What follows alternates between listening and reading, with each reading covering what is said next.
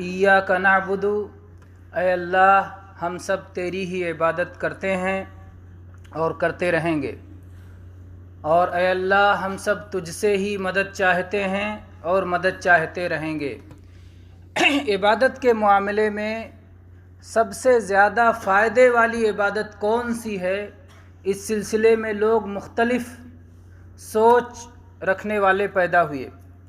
बाज़ लोगों ने ये समझा कि वो इबादत सबसे ज़्यादा फ़ायदेमंद है जिसमें सबसे ज़्यादा मेहनत और मशक्क़त है, इसलिए वो लोग ऐसी इबादतों को तलाश करते हैं जिसमें ज़्यादा मशक्क़त होती है। वो समझते हैं इसमें मेहनत ज़्यादा है, इसमें मशक्क़त ज़्यादा है, तो इसमें सवाब भी ज़्यादा मिलेगा। इसके मुकाबले में कुछ दूसरे लोग हैं जो ये समझते हैं कि उस इबादत में ज़्यादा सवाब है जो जिसकी वजह से आदमी दुनिया से कटा हुआ हो, जिसकी वजह से दुनिया से दूर हो, जो उसकी ख्वाहिशात के बरखिलाफ़ हों। इसलिए वो लोग ऐसी इबादतों को तलाश करते हैं जिसमें दुनिया से दूरी हो, जिसमें से लोगों से अलग रहना हो, जिसमें नफ्स के ख़िलाफ़ करना हो। कुछ तीसरे लोग हैं जो ये समझते हैं कि वो इबादत सबसे ज़्यादा मुफीद है जिसमें गैरों को फ़ायदा पहुँचे। जैसे माल खर्च करो तो गरीबों को फ़ायदा पहुँचेगा, इल्म खर्च करो तो दूसरे सही रास्ते को देखेंगे और उस पर चलेंगे। तो वो ऐसे नेकियों को ज़्यादा पसंद करते हैं जिसमें गैरों का फ़ायदा हो, उसमें आगे बढ़ चढ़ के रहते हैं। कुछ लोग वो हैं जो इन सब से हट करके किसी एक ख़ास इबादत को ख़ास इल्लत की वजह से पसंद करने के बजाय वो ये कहते हैं कि जिस वक्त अल्लाह तबारक व तआला आपसे जिस नेकी का मुतालबा करे वही नेकी सबसे बड़ी नेकी है। यही लोग हक़ पर हैं, यही लोग ज़्यादा समझदारी वाली बात करते हैं। जिस वक्त अल्लाह तबारक व तआला आपसे जिस नेकी का मुतालबा करे उस वक्त वही नेकी सबसे ज़्यादा सवाब की है। इसलिए ये लोग ये जानते हैं कि इस वक्त सबसे बड़ी नेकी क्या है। आप तिलावत कुरान पाक कर रहे थे और अज़ान शुरू हो गई। अब कोई शक नहीं कि कुरान पाक ये अल्लाह का कलाम है और सबसे अफजल ज़िक्र है और उसकी तिलावत बहुत बड़ा सवाब है, लेकिन जिस वक्त अज़ान शुरू हो जाए उस वक्त की सुन्नत क्या है, अज़ान का जवाब दिया जाए। ये तिलावत छोड़ देते हैं, अज़ान का जवाब शुरू कर देते हैं, क्योंकि ये इस वक्त की नेकी है। अल्लाह ने इस वक्त हमें इसी का हुक्म दिया है, इसलिए वो जानते हैं कि दो नेकियों में बड़ी नेकी क्या है। हर वक्त वो नेकी करना जो नेकी आपसे मतलूब है। ये है इबादत के मामले में सबसे मुफीद इबादत कि जिस वक्त अल्लाह ने आपसे जो नेकी का मुतालबा किया है। जब अल्लाह ने कहा जिस्म से की नेकी करो तो जिस्म वाली नेकी करो, जब अल्लाह ने कहा माल वाली नेकी करो तो माल वाली नेकी करो, जब अल्लाह ताला आपसे चाहे कि दिल वाली नेकी करो तो दिल वाली नेकी करो। जिस वक्त अल्लाह तबारक व तआला चाहे कि दुश्मनान इस्लाम के मुकाबले में मैदान जंग में डट जाओ तो वहाँ डट जाओ। जिस वक्त अल्लाह ताला चाहे कि आप मस्जिद में हाजिर हो जाओ तो मस्जिद में हाजिर हो जाओ। जिस वक्त अल्लाह तबारक व तआला आपको जिस अमल के लिए पुकारे उस अमल के लिए तैयार रहो। ये है सबसे मुफीद इबादत, सबसे अहम इबादत कि अल्लाह की मर्ज़ी को तलाश करो।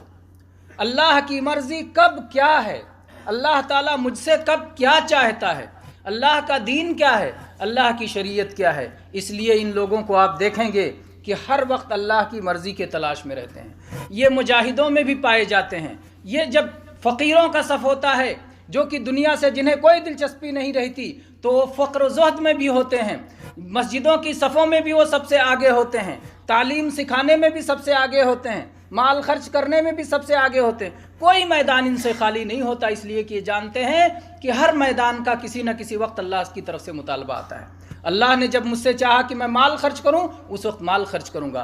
अल्लाह ने जब चाहा कि सफ़ लगा के इमाम के पीछे खड़े हो जाऊं उस वक्त सफ़ लगा के इमाम के पीछे खड़ा हो जाऊंगा। अल्लाह जब चाहेगा कि मैं अल्लाह की तस्बीह करूं तो उस वक्त अल्लाह की तस्बीह और अल्लाह का जिक्र करूंगा।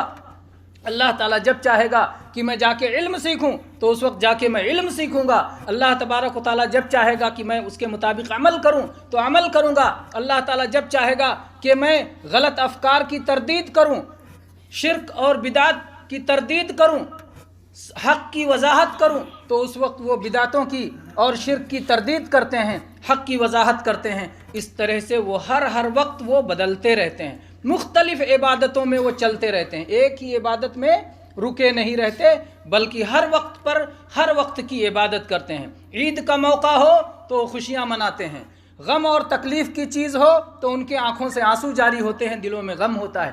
ہر موقع پر، جس موقع پر اللہ کی جو تعلیم ہے اس موقع پر وہ اللہ کی اسی طرح عبادت کرتے ہیں اور اللہ سے اسی کی توفیق مانگتے ہیں۔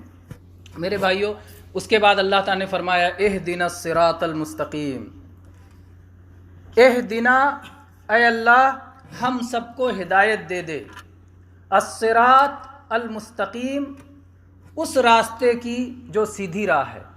اے اللہ ہم سب کو ہدایت دے دے اس راستے کی، اس راہ کی جو بالکل سیدھی ہے۔ ہدایت کس کو کہتے ہیں؟ ہدایت کہتے ہیں راہ دکھانے کو، راہ بتانے کو، راہ سجھانے کو اور راہ پر چلا دینے کو۔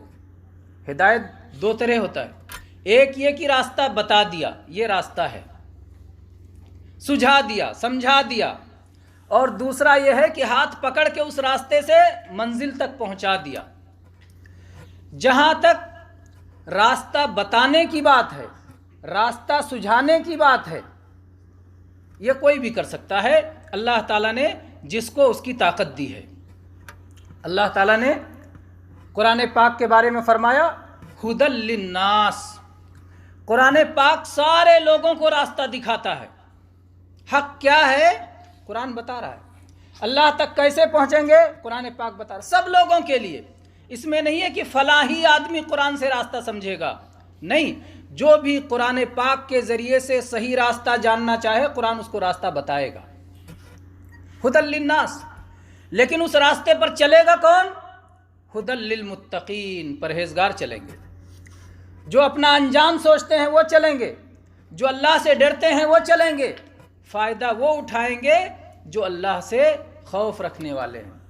تو راستہ دکھے گا سب کو دکھے گا، یہ صحیح راستہ ہے، لیکن سب چل نہیں پائیں گے، چلیں گے وہ جسے اللہ چلائے گا۔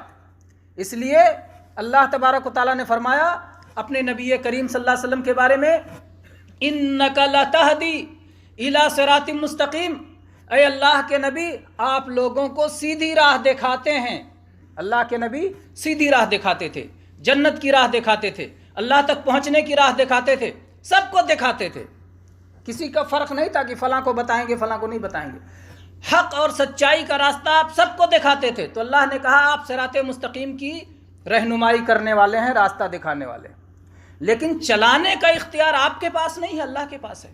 اللہ تعالیٰ نے فرمایا قرآن پاک میں دوسری جگہ انک لا تہدی من احببت ولیکن اللہ یہدی من یشاء، اے اللہ کے نبی آپ جس کے لیے چاہیں، جس سے محبت کریں، آپ اس کو ہدایت نہیں دے سکتے، آپ اس کو حق کے راستے پر نہیں چلا سکتے، لیکن اللہ تعالیٰ جسے چاہتا ہے اسے چلاتا ہے۔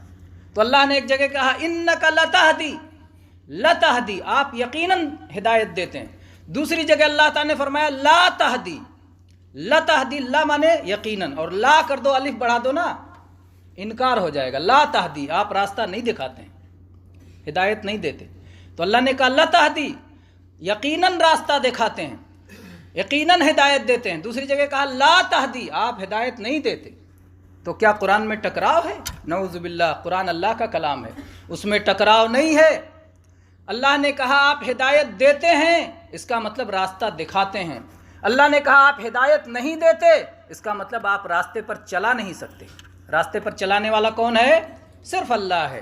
جب جناب محمد رسول اللہ صلی اللہ علیہ وسلم نے یہ چاہا کہ آپ کے وہ چچا جو ہمیشہ آپ کے ساتھ کھڑے رہے، ابو طالب، جنہوں نے آپ کے لیے مشکلات جھیلی، جنہوں نے آپ کے لیے پورے مکہ والوں سے دشمنی مول لی، جنہوں نے آپ کے لیے شیب ابی طالب کا بائیکاٹ سہا، جو ہر قدم پہ نبی کریم صلی اللہ علیہ وسلم کے ساتھ تھے، جب ان کی وفات کا وقت ہوا اللہ کے نبی صلی اللہ علیہ وسلم ہمیشہ لگے رہے ان سے کہ وہ ایمان قبول کر لیں، انہوں نے ایمان قبول نہیں کیا۔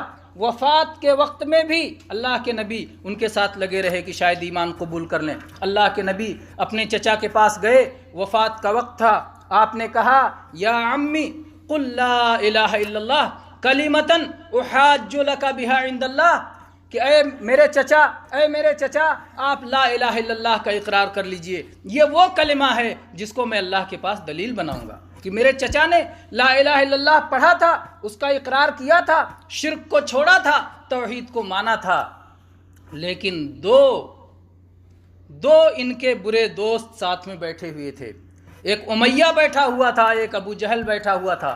اس نے کہا ابو طالب اپنے باپ عبد المطلب کا اور اپنے دادا کا اور اپنی قوم کا راستہ چھوڑ دو گے؟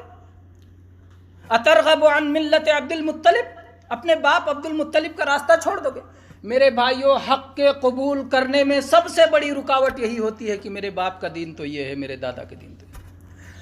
حق ہے، باپ جس راستے پہ رہے ہوں، دادا جس راستے پہ ہوں، سچائی مل جائے اسے قبول کرنا چاہیے۔ یہ ہے ایک انسان سے اللہ کا مطالبہ کہ انسان حق پائے قبول کر لے۔ باپ دادا کس راستے پر تھے اس سے مطلب نہیں ہے، باپ دادا حق پر تھے الحمدللہ، ہم بھی حق پر، باپ دادا بھی حق پر، لیکن اگر باپ دادا ناحق پر ہیں تو اس راستے کو چھوڑ کے ہمیں حق قبول کر لینا چاہیے۔ ابو طالب کے لیے حق کو قبول کرنے کے لیے جو سب سے بڑی رکاوٹ بنی، انہوں نے یہی کہا کہ میں اپنے باپ کا راستہ نہیں چھوڑوں گا۔ وہ عبد المطلب کے دین پر مر گئے، ابو طالب عبد المطلب کے دین پہ مر گئے۔ اللہ کے نبی نے کہا لَأَسْتَغْفِرَنَّ لَكَ مَا لَمْ أُنْهَ عَنْكَ، کہ اے ابو طالب میں اللہ سے آپ کے لیے معافی مانگوں گا جب تک کہ مجھے اس سے روک نہ دیا جائے۔ اللہ تعالیٰ نے اس کے بعد روک دیا، کہا کہ نہیں، نبی کو، ایمان والوں کو اس بات کی اجازت نہیں ہے کہ کفار و مشرکین کے لیے اللہ سے بخشش کی دعا کریں، اللہ سے معافی کی دعا کریں، اللہ سے مغفرت کی دعا کریں۔ اللہ تعالیٰ نے کہا ما کان للنبی والذین آمنوا ان یستغفروا للمشرکین ولو کانوا اولی قربى من بعد ما تبین لهم انہم اصحاب الجحیم، نہ ایمان والوں کے لیے جائز ہے، نہ ہی نبی کے لیے جائز ہے کہ وہ مشرکین کے لیے بخشش کی دعا کریں، اگرچہ ان کے وہ قریبی رشتہ دار ہی کیوں نہ ہوں، کوئی ہو۔ ابو طالب نے اتنا سب کچھ کیا، اللہ کے نبی صلی اللہ علیہ وسلم اس لیے ان کے لیے بخشش کی دعا نہیں کر سکتے کیونکہ شرک پہ ان کی وفات ہو گئی، لا الہ الا اللہ کو انہوں نے نہیں مانا، توحید کو قبول نہیں کیا۔ آپ کے دوسرے چچا جو ایمان لائے تھے عباس رضی اللہ عنہ نے نبی کریم صلی اللہ علیہ وسلم سے پوچھا کہ اے اللہ کے نبی، آپ کے چچا ابو طالب نے بچپن میں آپ کی پرورش کی، بڑے ہو کر کے آپ کی وجہ سے پورے مکہ والوں سے دشمنی مول لی، آپ ان کے کچھ کام آئیں گے؟ اللہ کے نبی نے فرمایا ہاں، اگر میں نہ ہوتا تو وہ جہنم کے سب سے نچلے گڑھے میں ہوتے، لیکن میری وجہ سے وہ جہنم کی چھچلی سطح پہ ہوں گے، لیکن جہنم سے باہر نہیں نکلیں گے، اس لیے کہ اللہ نے جنت کو کافروں پر، مشرکوں پر حرام کر دیا ہے۔ جو لا الہ الا اللہ کو نہ مانے وہ جنت میں کبھی نہیں جا سکتا ہے۔ لا الہ الا اللہ پر ایمان لانا، یقین کرنا، معنی کو سمجھنا، محبت کرنا، اس کے تقاضوں پہ چلنا جنت میں جانے کے لیے ضروری ہے۔ تو آپ نے کہا جہنم سے تو نہیں نکلیں گے کیونکہ لا الہ الا اللہ کو نہیں مانا، البتہ جہنم میں عذاب کم ہو جائے گا۔ یہ رسول اللہ صلی اللہ علیہ وسلم کے ساتھ مخصوص شفاعت ہے، اس کا حق کسی اور کو نہیں ہوگا کہ اپنے کافر رشتہ دار کے لیے کوئی سفارش کرے، یہ اللہ کے نبی صرف سفارش کر سکتے ہیں۔ باقی لوگ اپنے ایمان والے بھائیوں کے لیے یا ایمان والے رشتہ داروں کے لیے ہی سفارش کر سکتے ہیں کہ جنت میں درجہ بلند کر دیا جائے یا گناہوں کو معاف کر دیا جائے۔ بہت سے لوگ قیامت کے دن سفارش کریں گے، یہ ایک مستقل مسئلہ ہے، انشاءاللہ اس کا کبھی اور بیان ہوگا۔